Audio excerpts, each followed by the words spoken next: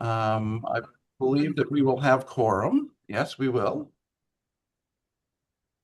Good morning, everybody, and welcome to the first GMT Service Committee meeting. Very happy to have you here. Very excited to hear some of the things that we're going to get presented today. And so I'm going to go ahead and call the meeting to order at 9:01. The first thing that we're going to ask is if there are any adjustments to the calendar. And I don't have any, and so do any of the commissioners have an adjustment? I do want to do one adjustment, and that's why don't we do some introductions? So I'm going to add introductions between. Oh, I realized I forgot to include public comment on this agenda. So first off, we're going to add public comment as an adjustment, and then we're going to do a around the horn so everybody knows who they are. So can I get a motion to adjust the agenda as mentioned by adding public comment and introductions? I move that we adjust the agenda to add public comment and introductions. Excellent. And sorry for forgetting that item. And so do we have a second? So moved. Excellent. And any discussion? All those in favor signify by saying aye. Aye. Aye. Any nays? And there we have it. So our adjusted agenda is now we're going to work to go to public comment. And Kim, do you have a comment? Yes, I recommend the GMT board to get rid of Clayton for everything he's done for me, against me for 3 years now. I'm upset. Bye. Okay. Thank you, Kim. And Kim, just so you know, the Vision Committee will not be meeting at 4 today. I don't know if you saw that was canceled. Okay. And for introductions, just to make this easy, I'm going to go by the arbitrary way that folks are on my screen. And so I'll start off by saying, Jamie Smith, who are you? Hi, everyone. Jamie Smith. I'm the Director of Rider Experience. And Chris Damiani. Hi, everyone. Chris Damiani, Director of Planning. And Jimmy, with the lurker in the background. I'm Jimmy Johnson. I am the Director of Transportation here. And who's behind you? My background is Nate Bergeron, Chief Union Steward. Excellent. Thank you both. Charlene. Hi, Charlene Tallman. I'm the alternate for Williston. Excellent. Thank you so much, Charlene. And Amy. Morning, y'all. Amy Brewer, the Williston Commissioner, as well as current chair. And Camden. Hi, everyone. I'm Camden Blatchley. I'm the data analyst here at GMT. Yes, and so we're going to see a lot of Camden's great work today. It's going to be very exciting. Will. Hi, everyone. Will Hodgson, Transit Planner and Scheduler. Excellent. Thank you, Will. And so happy to see Peggy. Hi, folks. Peggy O'Neill Vivanco, resident of Burlington, also director of Vermont Clean Communities, which is Department of Energy funded as of got our new agreement yesterday after a year of uncertainty. Do you want me to say anything else, Clayton, or no? If you would like to, but only if you feel that compelled. So I hope to be, Clayton and I have had conversations about how in my capacity at Vermont Clean Communities, I can assist GMT and the board in, better communications on, operations needs, demands of one another to better communicate to towns and your communities about the benefits of transit, beef up like what the board needs. So I will be reaching out over the next several months to individual board members. You'll see me lurking on these meetings as an interested and engaged participant. And so happy that Peggy is going to be our board amplifier, helping our commissioners amplify the message in their communities and to get the knowledge necessary to serve in their role. Thank you, Peggy, for joining us. And Alana. Alana Blanchard, representative for City of South Burlington on the Board of Commissioners. Excellent.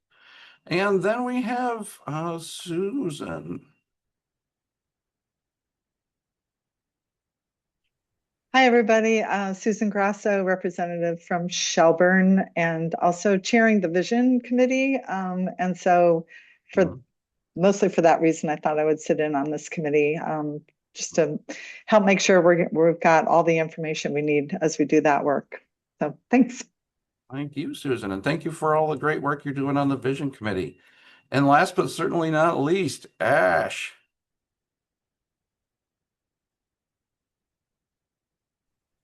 Sorry, was still on mute. My name is Ash LeBombard. I am the marketing and outreach coordinator for Green Mountain Transit, and you'll see my name on these meetings because I usually take minutes for the board. Yes, thank you so much, Ash, for doing that and keeping us documented so we can remember what we do. And so we're going to move on to the first deliberative item, which is a discussion of the committee charter. And one of the things that I want to emphasize is that this is how I initially drafted the charter for the time that I will be operating as the facilitator for the meetings. This is not something that's set in stone. Whoever becomes the chair, I would expect, would put their own stamp on it.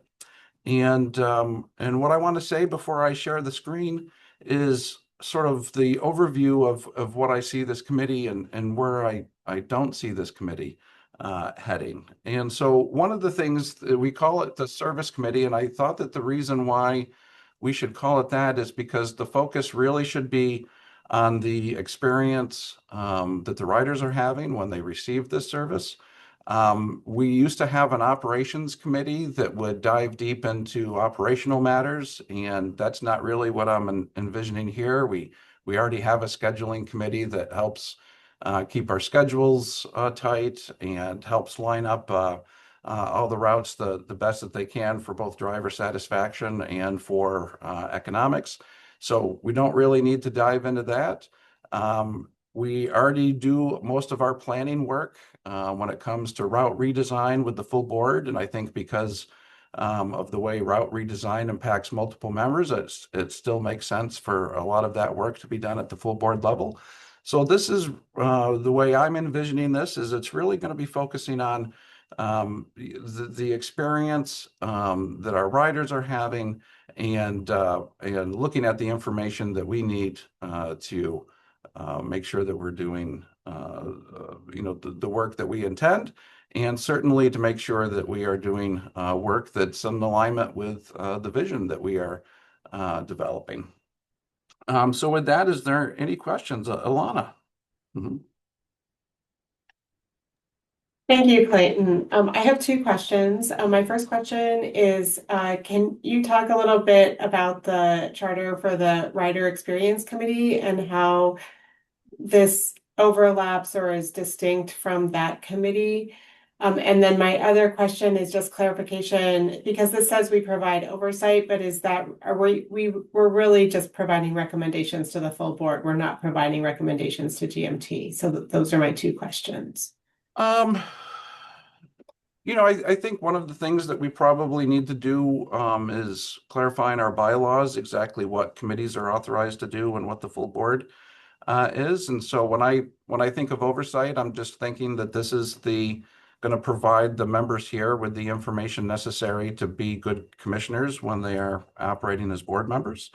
And so I don't necessarily see this as a group that would be voting on too many specific policy changes or that. I think that this is going to be where we're going to hear a lot of information, and that's going to inform board decision making. And what was the other? As how it compares to the REAC. And Jamie, would you like me to answer, or do you want to kind of dive in as our REAC spokesperson? Sure. Yeah, the REAC committee is really a rider-focused committee and what the rider experience is. I'll talk about them later in my presentation, but they will be coordinating with the planning and communications teams to be out in the community doing some of the public engagement that we're not able to be at, for example, farmers markets and things like that. So they're going to be the the sort of street outreach team, and then they're bringing information back to us, rider feedback, accessibility issues, and things like that. So very advisory in nature. Okay, so less looking at statistics and data. Okay, thanks. Okay. Any other questions before I share my screen and we dive into how this is laid out? Okay.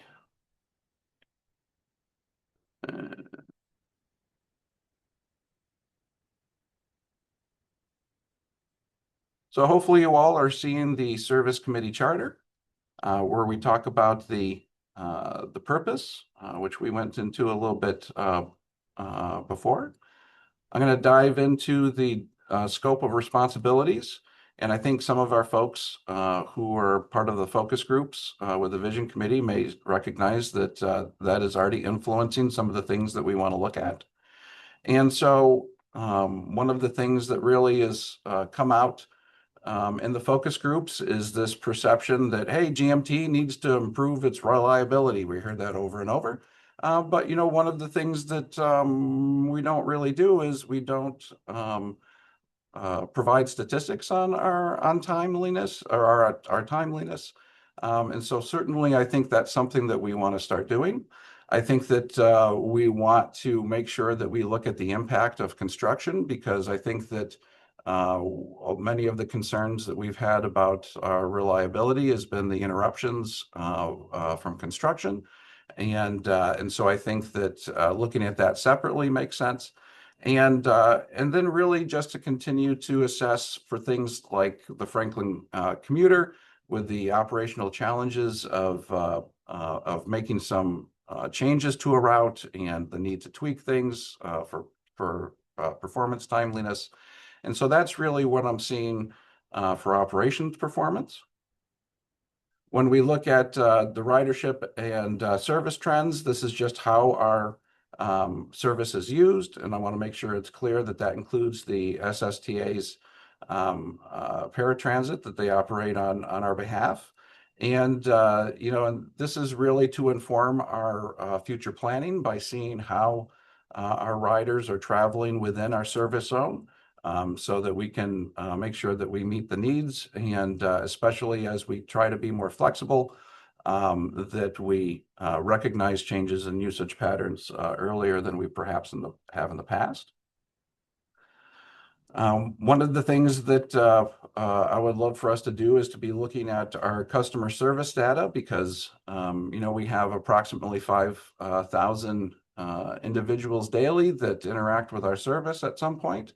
And then we get daily contacts from folks with questions and concerns. And I think that making sure that we are measuring the contacts that we get in comparison to our volume will really be helpful in knowing whether we're meeting the needs of riders.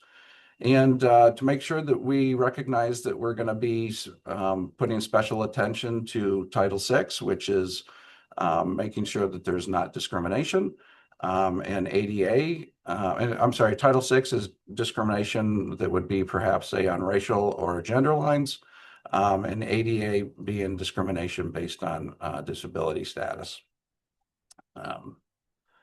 Safety is something that we hear very much from both our employees and our riders, and we've heard that safety is sometimes an impediment to, or the perception of safety is sometimes an impediment to people using the service. And so similar to our customer complaints, I want to make sure that we're able to look at safety concerns in context of our full service, and so that people can make more informed decisions about their perception of the safety of our system. Thinking about our fare systems, this is a friction point between us and the public that we serve, of course, because when folks get on our buses, there's some way that we need to interact with them. We're going to be taking a look at those systems, how well they are operating, how reliable they are, whether they're confusing our riders, and whether they are getting us the revenue that we need to get based on our projections.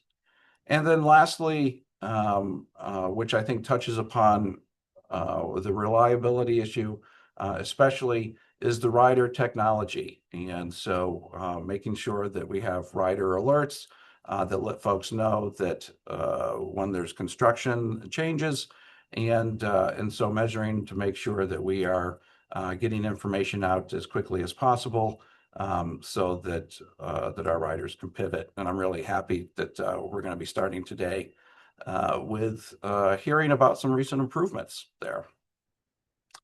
And so these are the topics. I think that we are not going to have even with an hour-and-a-half meeting.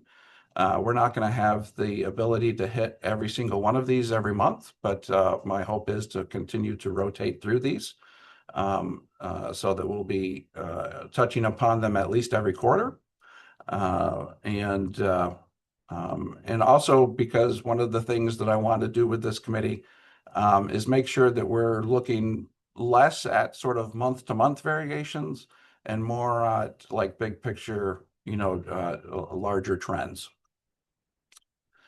Any comments, questions about the scope, and if there's any redirecting that you'd like us to consider?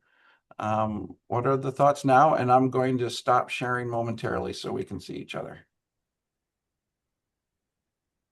May I ask a question? By the way, this is so very thorough and thought out. It's really exciting. I find starting from scratch really hard, but editing much better. So that's a giant leap to put this on paper. I wanted to make sure that there was a place in here where we can nod to things we're not yet serving. And I'm thinking about the kind of how we staff made the recommendation about Pine Street because Human Services moved to Lakeside, and then I'm also thinking about what if VTC in Williston really increases? So how are we tracking what's going on that we're not really yet serving? I think that that's a great addition, and would maybe a friendly amendment. And I'm going to share my screen again. And sometimes go ahead. I was going to say sometimes drafting in a group can be dangerous, but here maybe just adding a bullet for identifying. If I can type. Yeah, that's what I would put it also, because I think with the work with housing development and all that, we want to make sure that we can include that in the conversation. There. Excellent. Thank you. Any other suggestions for how to tweak this as we move forward? Alana? And I'm wondering if you can say identify and evaluate. Oh, for identify and evaluate where service is not presently? Yes. Okay, absolutely. And I won't share just for the addition of the and evaluate. Thank you. All right, great. Any other questions? Yes.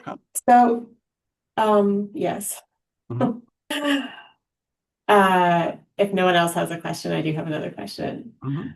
One of my thoughts is that I feel like given the current fiscal condition of Green Mountain Transit, there is a lot of economic data that goes along with the other data pieces for some of them in some of the areas.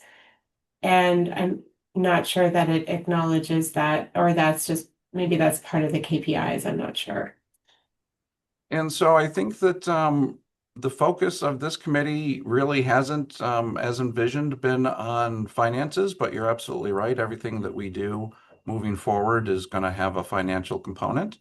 I think then this is something that we'll probably need to get Amy and Paul to weigh in on, Paul Boney, our treasurer.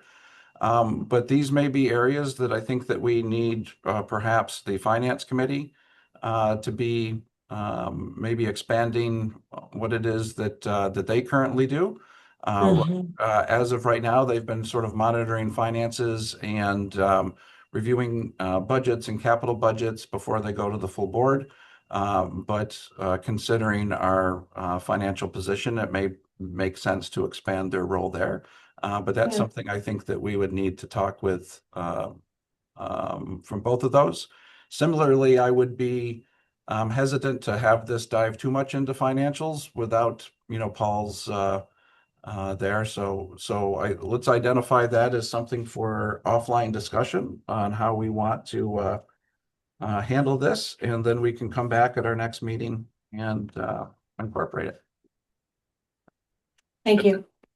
I was thinking about what you said, and I was so sometimes I'm a purist, and sometimes it's nice to look at the information without the pressures of finances, just to really say, where, who, how much, and how well, and then toss that to the other committees or the full board, right, to incorporate into decisions about finances. So I think you're right. And also, can we, does it serve us to have this space be pure rider, operation, not follow the things that are outlined here, like just purist.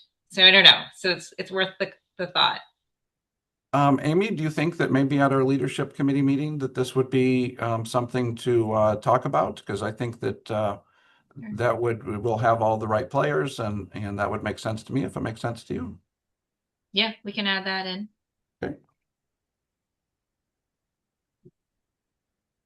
Excellent. All right. And Susan. I'm wondering if this committee should also be thinking about potential technology improvements. Maybe you already are. And if not, maybe we're doing that somewhere else. I'm not sure, but just thinking ahead about what's on the horizon that we should be mindful of, and looking at opportunities to enhance our service through technology improvements.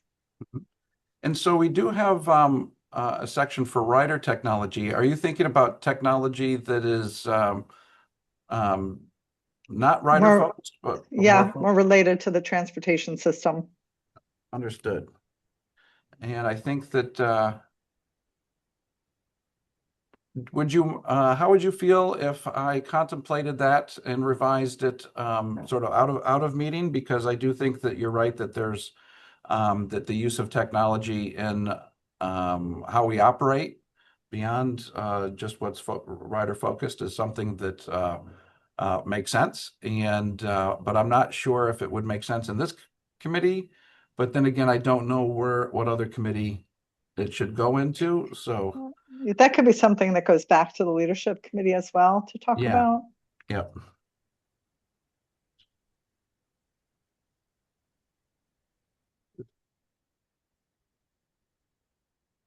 Great suggestion. All right. And anything else before we move to the next portion of the draft charter? Okay, I'm going to go back to Sherry.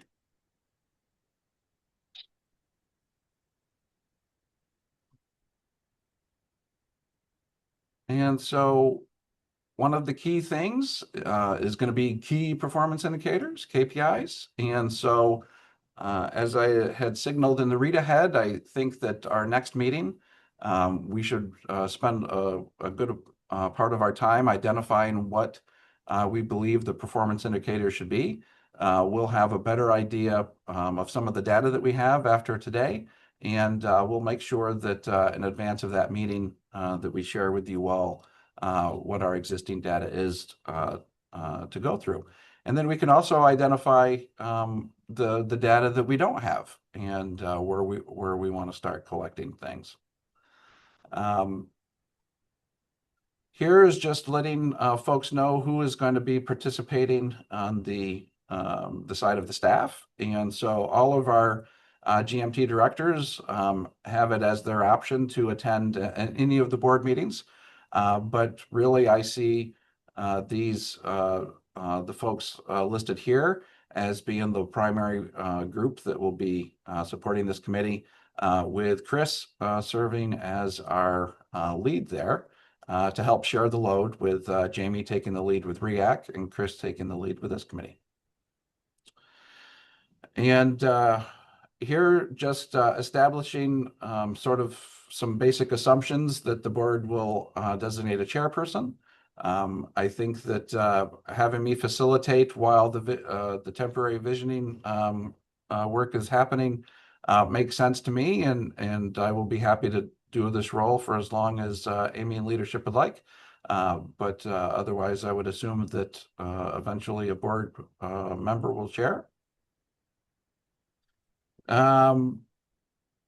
Just the standard, we'll meet at a frequency determined, but I'm really thinking that this would probably be a monthly meeting, and again, just focus on being data informed. And one of the ways that we are going to be slightly different than the REAC. I would like to see this committee come up with a recurring report that goes to the board, so that all board members would be able to see in just a couple pages our key performance indicators and trends. And so this would then really, I think, play into that oversight, what I was thinking of, and allowing the board members to have a better understanding of how the service is operating, because they would get a consistent and reliable quarterly document that would help them sort of see change over time, and to figure out where to put their attention. Our principles will be very much focused on safety, reliability, and customer focus, very much coming out of alignment with what we heard in our focus groups. Again, focusing on this being data driven, focused on this being transparent. You can see that we have Nate here, and this is information that I want everybody in the organization to have knowledge of how we're doing.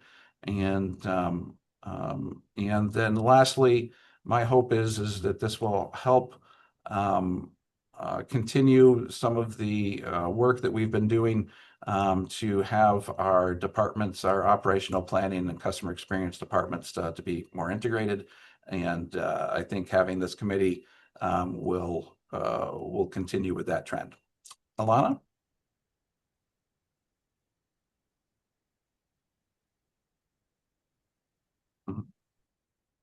Alana, do you have a? Yeah, thank you.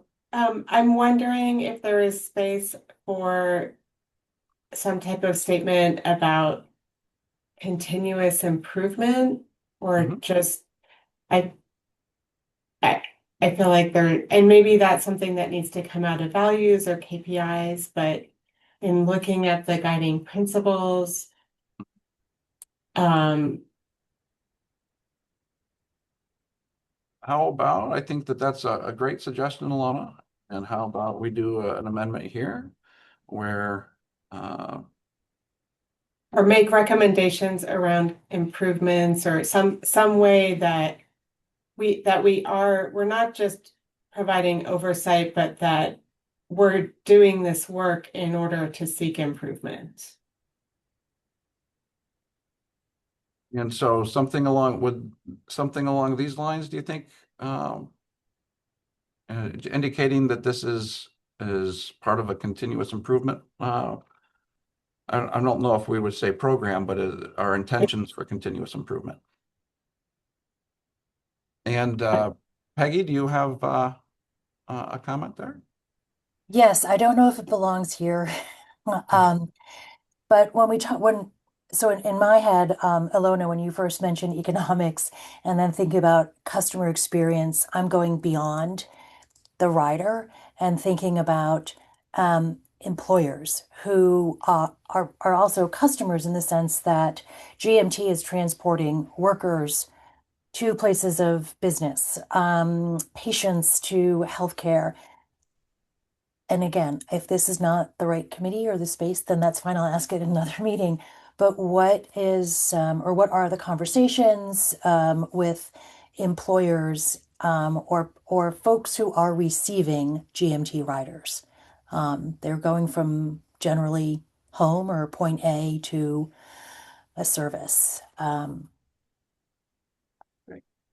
okay, so Peggy, I'm going to come back to that. Okay. And because I had made an incorrect assumption that that you were responding to the discussion with Lona. So I'm going to go back to the discussion with Lona and then come to yours. And so, Alana, do you think that you know, having a statement in the portion of the charter that has the guiding principles that this committee will be operating in the spirit of continuous improvement, do you think that sort of meets the need? I think so. I mean, I'd welcome other people's comment if they see a way that it could be improved. So, but I think that you're right to identify CIP as makes sense. And then Peggy, I do like the fact that you are focusing in on how we're doing with specific audiences. And I think that what I would want to do is, instead of try to, especially since we're over time that I had thought that this would take, I think that what I'm going to do is try to figure out how to incorporate that into here, because I think that you are right that that's something that we need to look at specific, how we're meeting specific audiences' needs.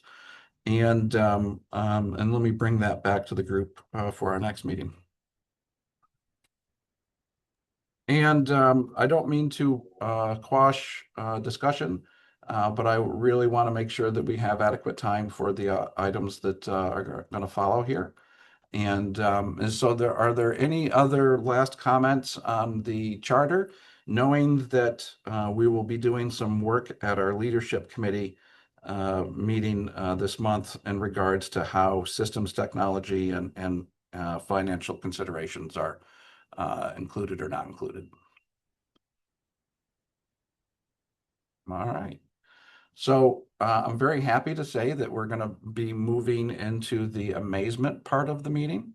We're going to turn this over to Chris, and him and his team are going to show you some work that they have been doing over the past few months that I'm incredibly proud of. So, Chris.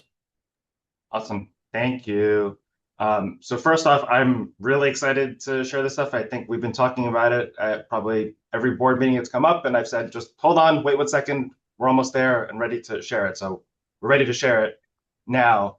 And I'm just going to give a quick overview, and then Camden and Will are going to sort of dive deeper into it. And, you know, one thing I wanted to stress is, I think what we have, there's a lot of data points that we ingest. You know, there's so many different things, and it's really important that we understand where that data is coming from, how it can be used, and be really intentional about what we're displaying here, so that everything's clear, transparent, all the things that we've sort of just talked about in the charter. And I think what our hope right now is that this is really laying the foundation for the decision making, and then it's complemented by, you know, Jimmy and his team with the operations side, Jamie and her team on the writer experience side, and sort of painting the entire picture all together of sort of how GMT is moving forward. And I would say there's sort of 3 overarching statements that are sort of guiding this. Is sort of, you know, right now, what is required for reporting purposes that we have to do, and that's how we're being measured. You know, another piece is, in developing this version of the dashboard, is what topics have been sort of bubbling up either at board meetings or in the community, or as Clayton goes to the legislature. What are some of those things that we want to make sure we have top of mind for folks? And then lastly, what's going to help us plan for the future? And so that's sort of the blended approach that I think we tried to address with this sort of initial version of the dashboard. And really, I think, you know, this is version 1. We've been doing some beta testing over the past few weeks with a couple of board members, some members of the community, some internal staff have looked at it. And so this is the live version. I'll just share that after this meeting, I'm going to be sending an email to the full board with the dashboard. And there's also a Google form that we'll be including to gather feedback. And then I'll be also sending it out to a myriad of community partners as well, letting them know, hey, this is here, please look at it, and we're open to feedback and trying to incorporate what needs to be there. So I'll turn it over to Camden or Will, whoever's going to share their screen and start. Cool. Yeah, I am going to kick us off just with some background too about before I dive in. And in the interest of time, I'll share just to give an overview, but if you want to see a demo or engage us more specifically, we're happy to do that separately as well. So as Chris said, we've been working a lot on our data infrastructure, and for context, we have several sources that it comes from, and it's still quite messy. That comes from human input, and so the processes for cleaning it and processing it have taken quite a bit of time. And so one thing we've been working on is improving essentially the sustainability of those processes, so automating them where we can. And then in addition to that, we've been digging into the structure of the data. So our Farebox data, for instance, has a lot of quirks, has lots of details, and it's not always the most well documented. And so I've been working hard to kind of understand structure and be able to use it to its full capacity. So those are sort of the two background tasks, and that has culminated in the set of data sets and dashboards that we feel like we can maintain at a monthly cadence, and that's come from both requests from the board about what's important and also what's maintainable and sustainable for the current time. So yeah, I hope that these data sets and dashboards will help the board with service planning, especially this committee as we think about upcoming service changes. And then, I was glad to see the transparency in there as a key guiding vision. And I think having these open to all really helps build public trust and transparency about our service operations. So with that said, I'll share this screen. Cool. All right. So this is the page where you can find the data on our website. If you click this Access Downloads and Documentation link, it'll take you to here. And I'm just going to run through and provide an overview over each of these core data sets. So right now there are 3 data sets, or sort of suite of data sets topically that we're publishing. There's ridership, fares, and stops data. So I'll start with the ridership data. So what we are publishing here is ridership by route. So that is also broken out by weekday ridership and Saturday and Sunday. It's grouped by month. And then crucially, we also are including service hours because service levels and ridership are intimately related. And so you can see in the ridership dashboard, we provide a ridership per vehicle hour metric. That's to help contextualize the relationship between those two metrics, because if you cut service, ridership will go down. So it's important to see how ridership is varying in relation to the service levels that we're providing. The next set of dashboards and data is fare data. So taking a step back, our fare data comes from the Farebox, but it's sent to 2 different places. So anything that is using sort of a technological fare payment method, like a mobile app or a smart card or credit card, that gets sent to our Farebox provider sort of cloud portal. And then anything like cash or a key press is stored separately in a different portal. So to get at the questions of essentially who is riding and how are they paying, I'm sort of synthesizing those 2 fare transactions together in order to answer some of those questions. And so what that has resulted in is sort of 3 broad slices of fare data. There is fare group, which is essentially the broad category of fare rider used. those are three categories. It's discount, regular, or sponsored, where sponsored is represents fares that a partner program has contributed to. So I think mostly in the case of GMT, educational institutions who are paying for their students or staff to ride. There is fare capture method, which represents how the fare was validated. This is kind of getting at how the fare was paid for, but that's not exactly what's in the data. And so it's more when a rider boards, how are we validating it? Are they using a smart card? Are they using a credit card? Are they paying with cash? This helps us understand how riders are validating and paying for their fares. And then finally, there's the funding source. So who ultimately paid for the ride? Is the rider self-funding, or is it our monthly fare cap program, or is it a partner program? And so that hopefully will help this committee understand where the funding for each ride is coming from.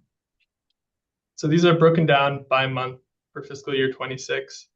Fare group are broken down by month and route. Now the others are system-wide. Finally, there is this boarding estimates by stop suite of dashboards and data. Yeah, this is the one I'm most excited about, mostly because it really takes advantage of some of the rider technology investments that GMT has made. And so this stops boarding dashboard and data set comes about by combining our Swiftly data with our fare transaction data. So every time a rider boards a bus, they make a fare transaction and that has a timestamp. And so what I've done here is take the fare transaction timestamp and then grab from Swiftly any bus GPS location within the minute of the timestamp. So our automatic vehicle location systems are pinging constantly. That helps us get this GPS location, which can be associated with this transaction. And then from there, we have a lat long that we can associate with a stop along a route based on our GTFS feed. And from there, we're able to aggregate up to create this stops dashboard. So with that said, these are estimates. So they should be interpreted as approximate because they are relying on the sort of spatial and temporal inference. But at the same time, it gets us a much better look at where people are boarding than we've had before. Previously, I think our boarding estimates mostly came from manual counts. And so now we can look at monthly by monthly boarding estimates and get a much more detailed and temporally accurate view of boardings. So that is the overview of the current data sets. There's a dashboard for each. So they could be accessed in two ways, from the homepage here, or also from open data. So to take a quick look, here's, for instance, the ridership tracker dashboard. So it compares fiscal year 25 to fiscal year 2026 data across three metrics. So the ridership across all routes, vehicle hours, ridership per vehicle hour, and then you can see the specific data, and it's broken out by every route. So we encourage everyone to dig into the dashboards themselves, and we especially encourage people to provide feedback around their experience with the dashboards. That'll hopefully help us improve them. One thing that I want to highlight is how happy I am that you can see that folks can just download the data themselves. So if some other entity wants to analyze our data, it's right here. It's available for them, and they can do their own analyses. Exactly. And I'll just add to, I think, there's a lot of stuff that people know about our system, but, I think context is really important. That's something my team has really been discussing. So again, if you or a community member is looking at this and really wants to understand it more, we are more than happy to speak with whoever about this data and sort of help provide some of that context around this. Kevin, do you mind pulling up the other two dashboards as well, just to show what they visually look like? Yeah, I'd be happy to. here is the fare dashboard. As I was mentioning, as I described earlier, it goes into these 4 groups. So there's fare group totals by month, so you can see the composition of our total fares. It's really important because we have such seasonality in our ridership and transactions to look at it month by month and sort of consider the magnitude, because when schools go on break, that really can vary the amount of rides we're giving.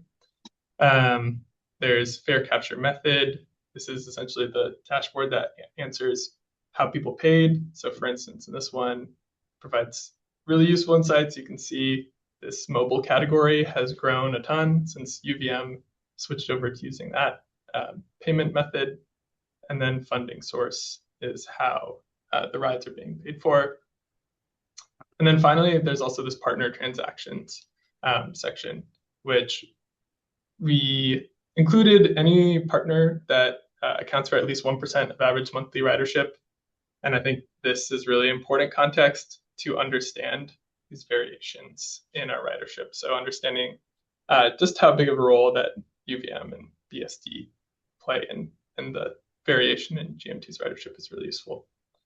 So Camden, a quick question from Peggy on the chat. Do we have year-over-year rider and fare data, or is this only for the last year and we'll build forward? Yeah, so for ridership data, we have year over year. So there's fiscal year 25, and we will continue building forward. And so that's the light blue line that's compared here, and that's also available as a data download. For fares data, we do not yet have year over year. So our plan is to build forward from fiscal year 26. Thank you. Cool. I will open the stop level dashboard and go on mute, Will, if you want to kind of give your brief overview of this one too. Yeah, sure thing. Hopefully everyone can hear me. I heard that my mic was acting up a little earlier. Yeah, so this is our stops level dashboard. It's done through matching the farebox timestamp data with our GPSs on the bus, like Camden explained earlier. There's a lot of, honestly, options in this dashboard. It's kind of designed in an exploratory way, so you can spend time and kind of enjoy learning more about the system. So we are definitely looking for feedback here as well. One of the things I think is really important to mention is before we managed to join these 2 farebox and GPS data sets, we were only collecting stop level ridership data every 3 years with our manual ride checks. We're currently doing one right now as well. But that really only gave us very granular data, but it was only relevant for that specific run on that specific day in that specific year. So it was not, it was never really current. And it was, so I really want people to explore this and use it more as an evaluating our service tool rather than a planning tool for the future. And just really trying to understand what makes these stops and what makes the trends in ridership at these stops go up and down, and so any feedback would be really helpful for me and my team. And one thing that I'll just add to the stops dashboard, as Will mentioned, this is only ONS, and we are doing the manual ride check, which is really for federal reporting purposes. That's essentially what helps for some of the stick factor stuff that we talk about in terms of federal funding. But sort of, we talked a little bit about technology at the beginning. And so really there's sort of individual iterations that we're going to update this particular map. But one of the more forward-looking things that we're also doing is we have automatic passenger counters on some of our buses. They're not turned on. We're working on an implementation plan for those. And so at some point, hopefully within the year, the hope is to also get a sampling of ons and offs much more than that single point in time ride check that Will mentioned. And so, a future iteration of this dashboard will sort of paint a full picture of how folks are traveling throughout our system. Chris, we have a question with Alana. Yeah, Alana, go ahead. This is amazing. I already sent it to our data person. So I just had a quick question about the automatic person counters. Will that be able to accurately distinguish between people getting on and off, or is it just that a Yes, person it is ons and offs. That's so there'll be GPS data with that we can also merge with the other data sets that Kim and I will talk about. So we're not extrapolating the offs from the Correct. You'll also be coming from the APCs. And so, there's a couple different iterations. Only a few buses have them. And so it's going to be working with Jimmy and his team on sort of making sure that we're following a sampling plan that, gets us a proper representation of our service.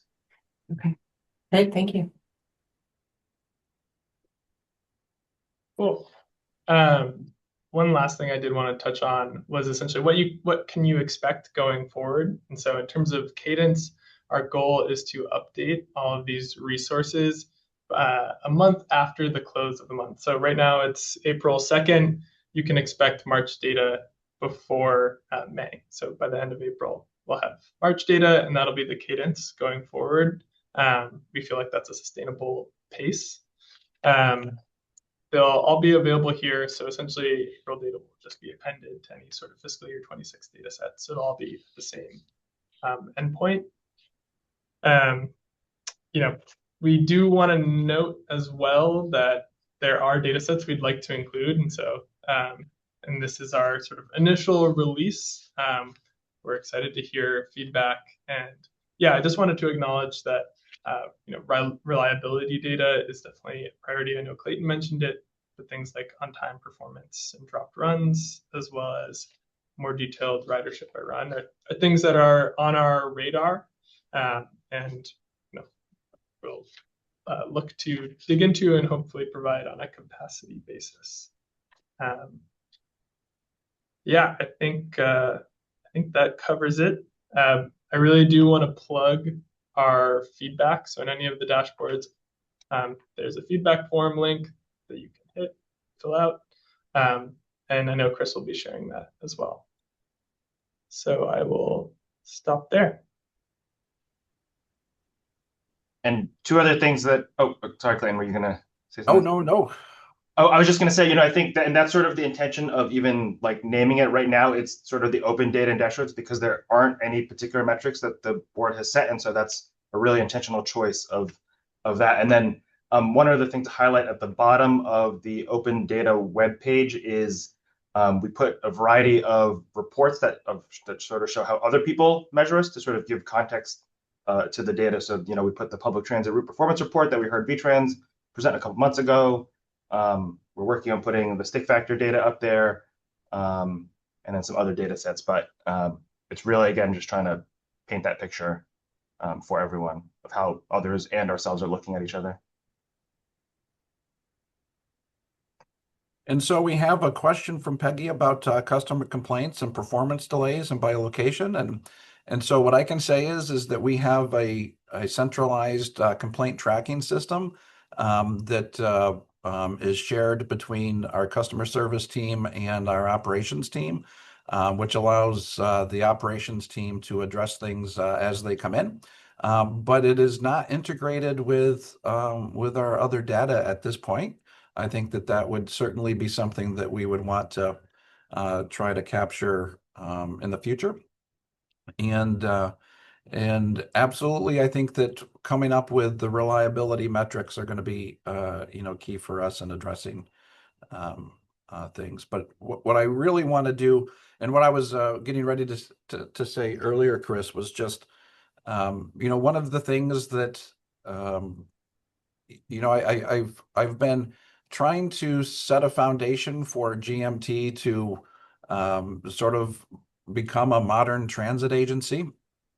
And so it is exciting for me to see this step because I see this as a, huge step forward for us and really appreciate Chris's vision Chris is working with the CCRPC to get the additional resources that allowed us to bring Will on board, that allowed us to have a position for Camden to excel in, and so that this has really been a culmination of multi-years worth of work. And thank you, Chris. Yeah. Yeah. Oh, Susan.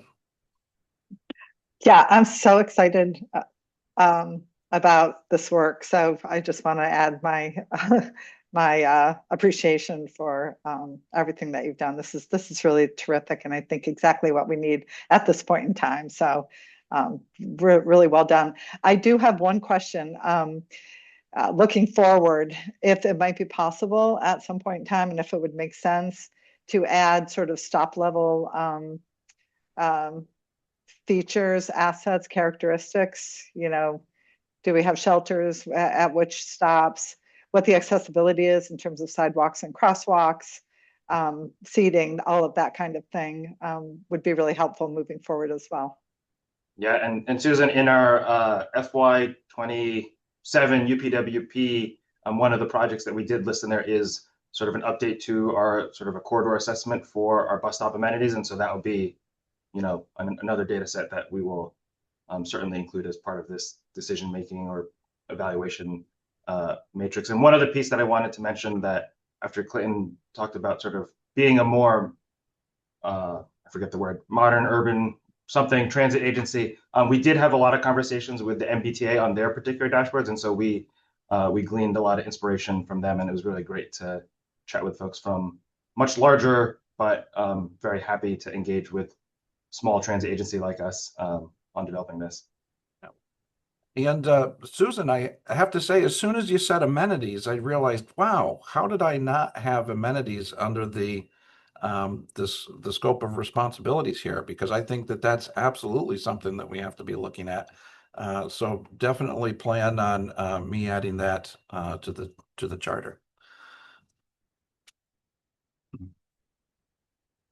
Okay, so I think that we're just a little over time, and unless we have some last minute comments for Camden and team, I think we're going to turn it over to some other great news about our rider alert system, and especially an improvement to it that just happened. And that would be with Jamie. Thank you. Just 2 seconds. I'm going to share my screen. Can everybody see? Yes.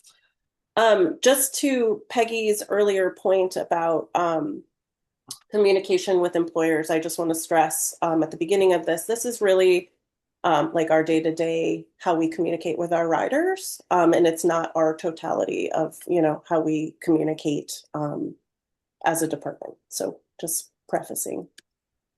So just starting here with what we communicate, what types of information are we communicating? So planned changes, so long-term detours, schedule updates, service changes, a lot of that information comes from Chris and his team as we work through the scheduling process annually. Real-time disruptions, delays, cancellations, and you'll see later on in the presentation that these are the, how do we quickly react to things that are happening in real time? A lot of that is coordination with Jimmy and his team.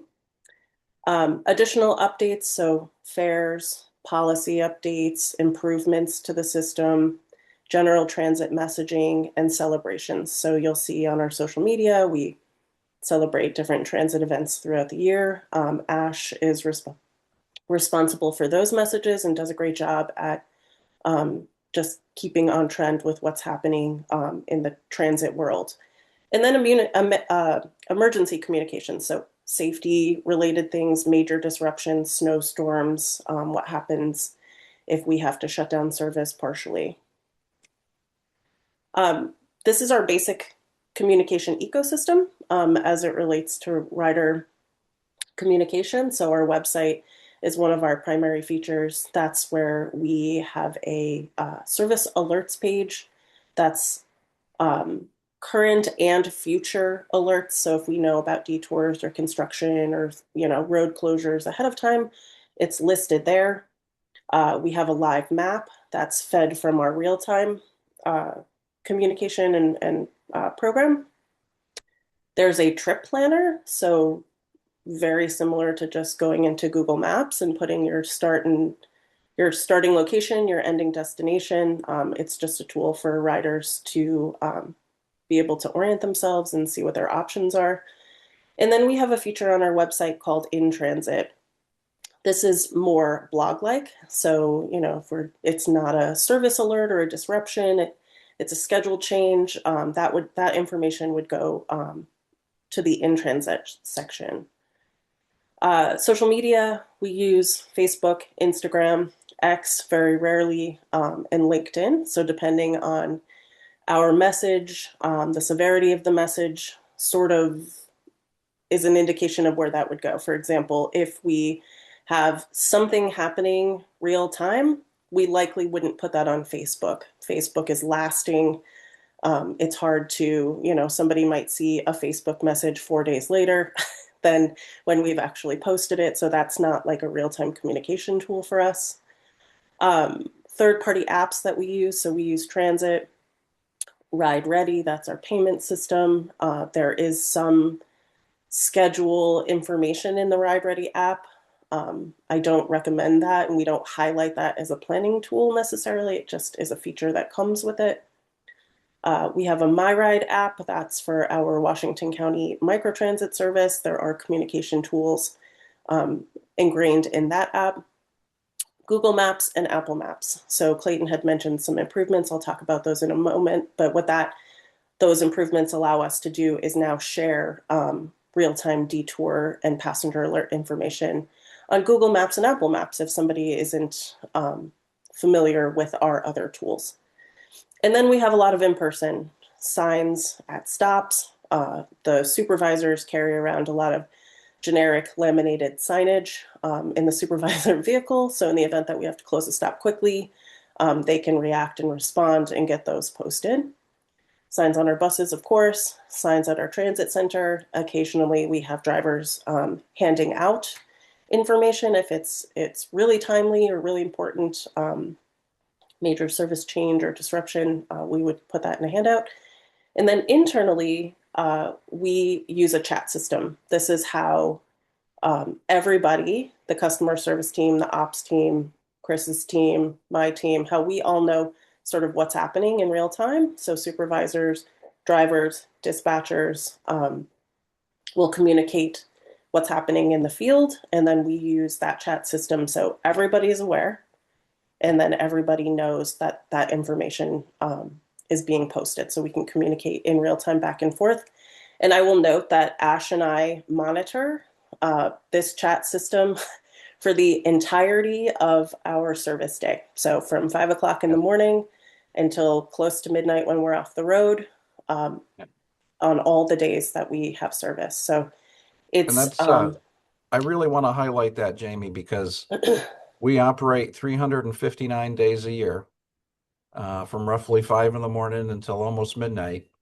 And all of that time, either Jamie or Ash are monitoring that system for alerts. And so every organization has unsung heroes that work in the background, and people sometimes have no idea their critical role. And Ash and Jamie are critical for us. Thank you. So this is just our website. I'm sure that folks are familiar, but these are the features that I mentioned. So at a glance, when you first get to our website, it's very obvious where you can see service alerts. They also scroll here, the trip planner, in transit. So this is sort of that upcoming information. And then right below recent posts, which I couldn't get in this screenshot, is our events calendar. So all of our public meetings, all of our committee meetings are all posted on this page as well. So I just spoke about this. I won't go too far into this. This is, operations providing the real-time information from the field, and then how that sort of flows through the system. So I mentioned Swiftly earlier. This is our real-time information, and through integration with APIs, it allows us to push information out to passengers.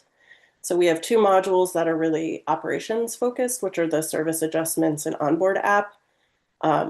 They do a whole myriad of things. I won't go into all the details of, we can communicate with drivers, we can post detour information, they can kind of see in real time on their tablets on the bus where they are in schedule. So talking about on-time performance and things, they can kind of track that in real time.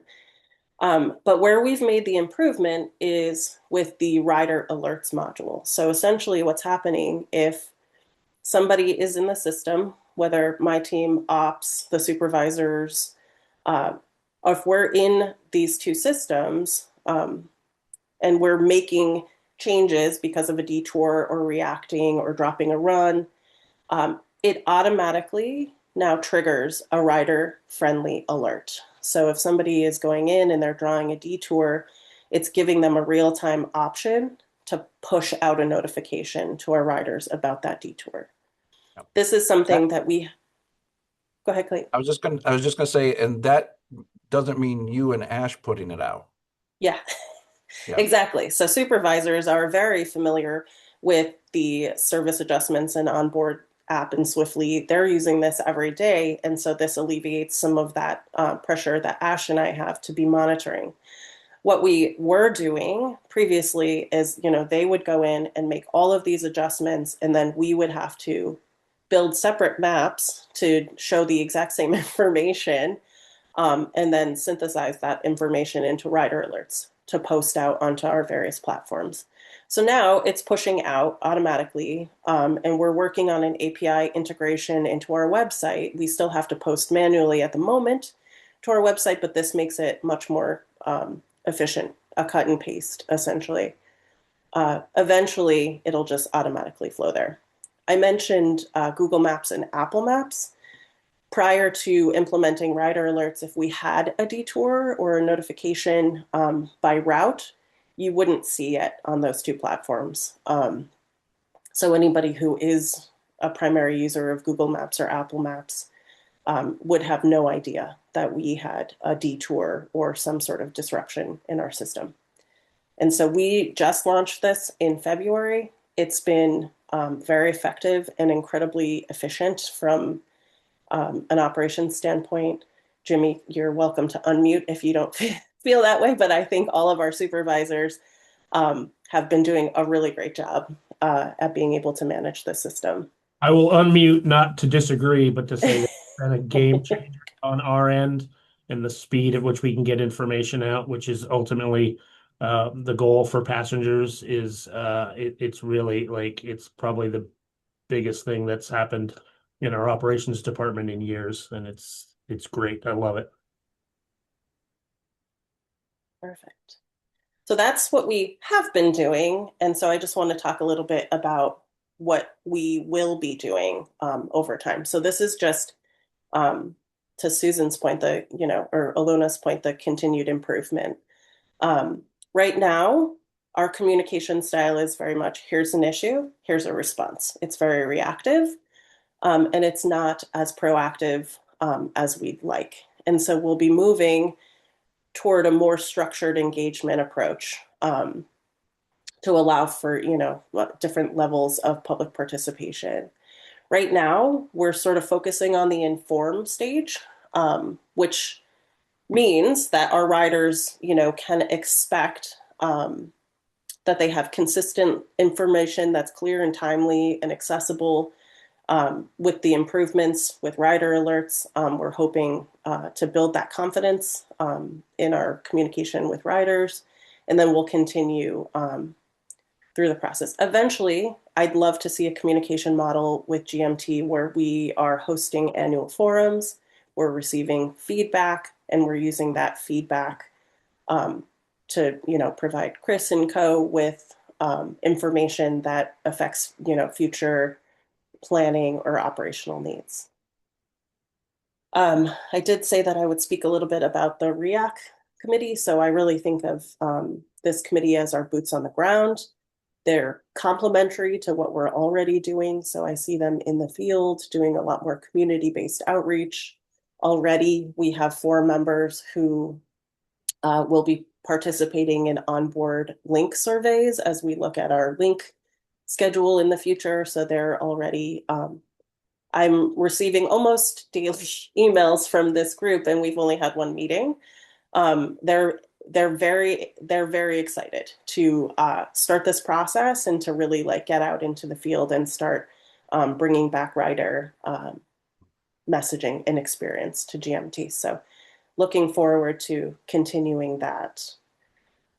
Next week, we're going to start testing a broadcast. We have an intercom system at our downtown transit center. And so the staff there is going to test some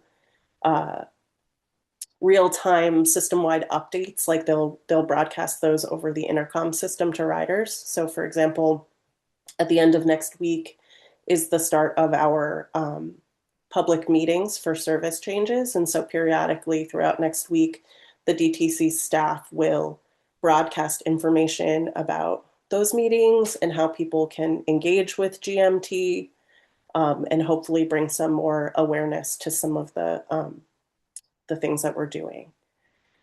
It was brought up today, future use of bus head signs as a communication tool, whatever that message may be. But I think in the past, when it's been Way to Go Week or Free Ride Day or some of the initiatives that we are conducting as an agency, we've used the head signs to broadcast those messages to people. And then one thing that's come out of, I think, both the Visioning and the REAC committee is partnering with municipalities to identify what their local communication channels are. So if they have newsletters or they're broadcasting information to the community, how does GMT tap into those communication channels so we can make sure that we are more comprehensive in pushing out our messaging. So that's a really broad overview. Happy to answer any questions, and I'll stop sharing. Thank you so much, Jamie. And certainly one of the things that we've talked with riders about, we talked with some of our board members. I remember discussions that we had last year with Alana, is how critical the timeliness of these alerts are, especially when there's construction changes. Last construction season, I think that I heard that one of our routes had to be rerouted 4 times in one day. And so that's something that if that alert isn't timely, it might as well not be happening. And so this is great. Well, and I will just note that Jimmy has spent a lot of time making some relationships with municipalities. So he is getting a lot more real-time information about when construction detours are changing than we've had in the past. And that has made some of this easier. There definitely were times last year in downtown Burlington where a detour changed 4, 5, 6 times. And just, because we might have a supervisor who's out in the field doing something else, it's harder for them in real time to get to a stop, to take down a sign saying that stop is closed if it is open, things like that. So there's definitely ways to improve. But we have a lot more information now, I think, than we've had in the past. Alana.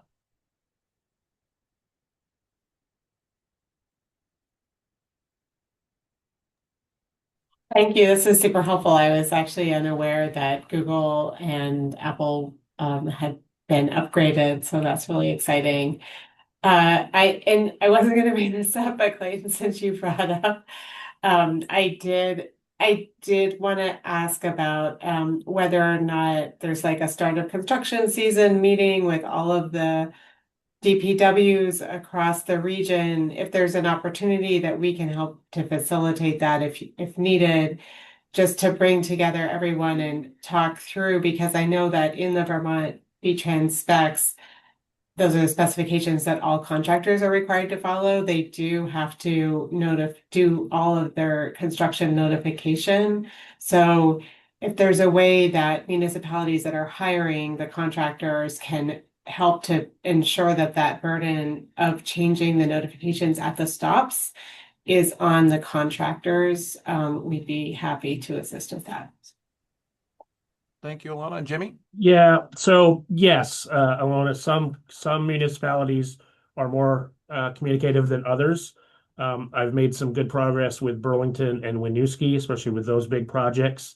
What I've actually been the most successful, and it takes time and people have changeover, but I end up trying to find the project engineers. I've got a whole bunch of contacts in my cell phone. And like I will give credit to like SD Ireland has probably been the best contractor. They text me ahead of time.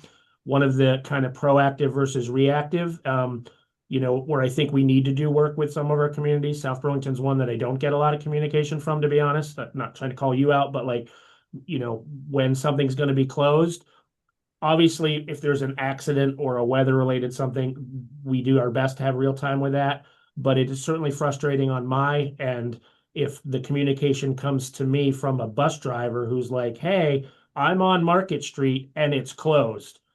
So that we have to react to that, right? When I know that Market Street is going to be closed, or Main Street in Winooski is going to have one lane closed. Like those are obviously things that we try to get out way ahead of time for our passengers and for our operators, because that's frustrating for drivers too. I think we've made a lot of improvement in the last year and a half. I think there's more room for improvement. And like I said, some of these bigger projects, I find if I can get a hold of somebody who's in charge of that project, we kind of bypass the municipality, right? SD Ireland will call out and say, hey, we're closing Main Street in Winooski today. We weren't planning on that. Or we're working on a signal on Pine Street in Maple. And like that's the fastest I can get that information out.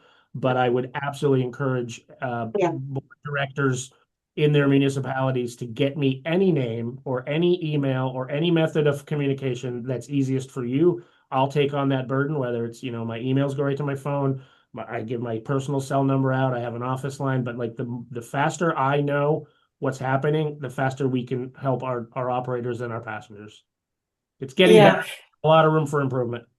Yeah, I mean, I'm hearing two things in there. One is the construction, but then the other is if there's police action. And I almost wonder if it's something where there's a protocol that's developed with CCRPC at their TAC meeting, and a way to just push that out across, only because I think it'll be easier if everyone's dealing with you the same way than you're developing a separate way with everybody. But yeah, I think in a perfect world, but as I said, it's not that I like consistency and equality. Like but in this case, if you're taking the bus and you're waiting on, at a stop and we're not going there, the difference of even 5 minutes, 2 minutes, like, but there takes time to do that. We have processes that are much quicker.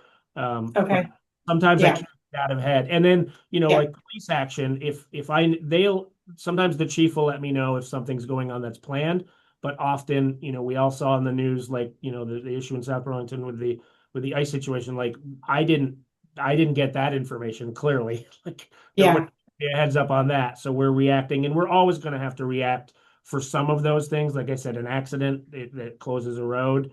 I get alerts from VTrans. I get alerts from, like I said, Burlington is very proactive with their public works now. I get emails from them.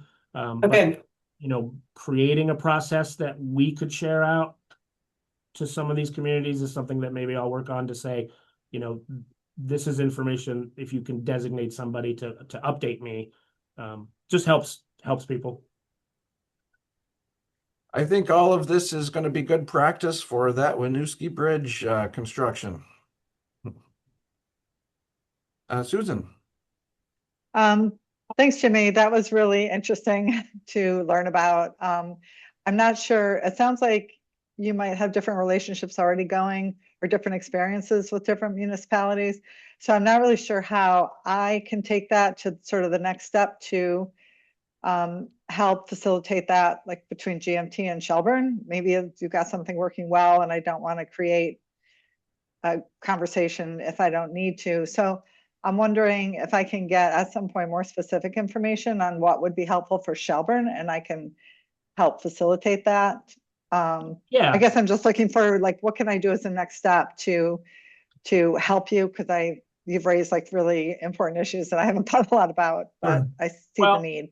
And we overcomplicate things, right? I do think it'd be nice to have a process and consistency, but what you can do for Shelburne is whoever is the people who get that information first, I share my cell phone, I share my email, I share my office number. Like all I need on the operations side is I don't have to overthink it, right? I don't have to have a complicated process.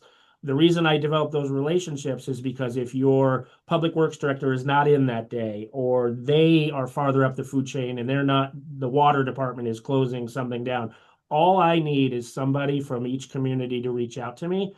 And Shelburne is not one that I have a relationship with anybody, not anybody's fault, but I just haven't developed that yet. Yeah.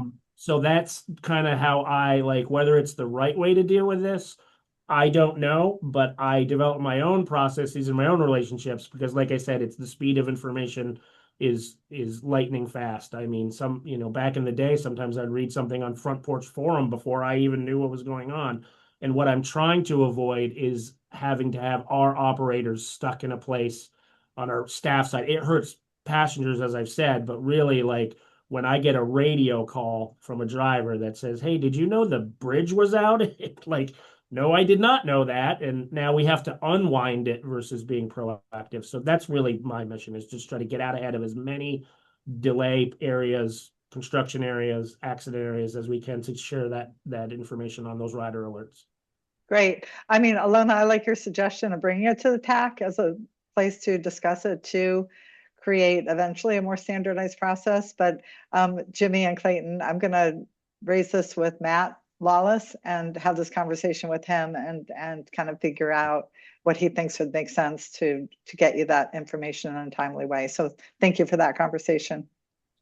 I would just add, Jimmy, if you could just come up with a list of municipalities that you need better connections to. I think the board members, commissioners can be your allies in that.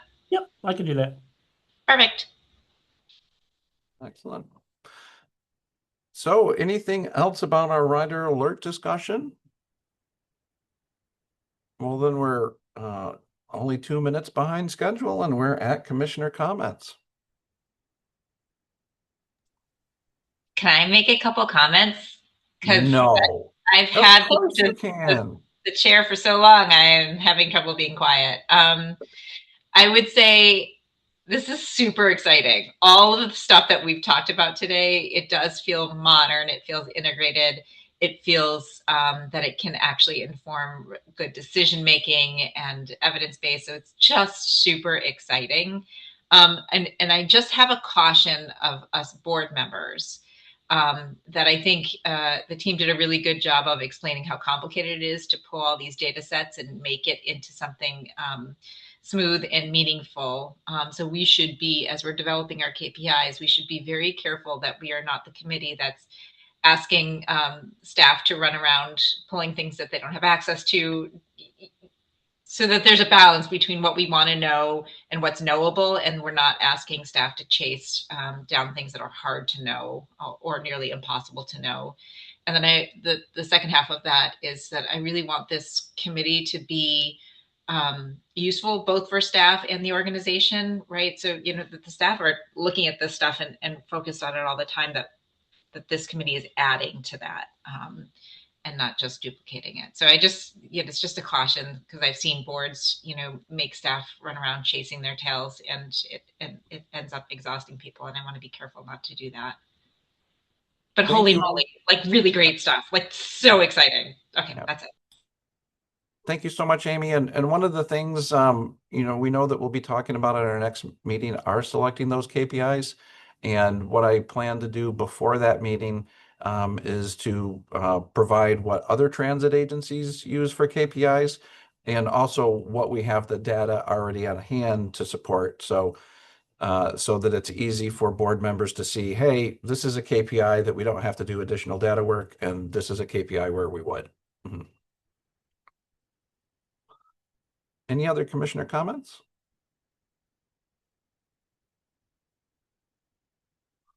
Well, okay.